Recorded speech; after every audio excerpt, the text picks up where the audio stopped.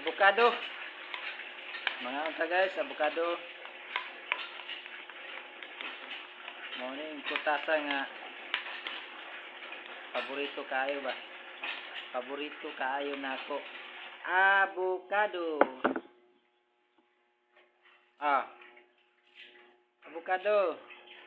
Avocado. Morning siya mga panita. Kining liso niya, liso sa avocado, tambal ni siya. Kung nakabalo mo, basta tambal na siya. So, hindi siya tamang isgutan na. Kaon sa tag-avocado. Prutas niya mas sustansyado. So, ngayon ta guys.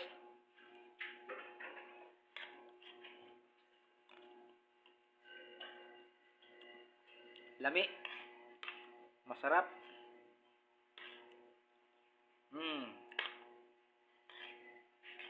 Lami ay. Murag nangala ba?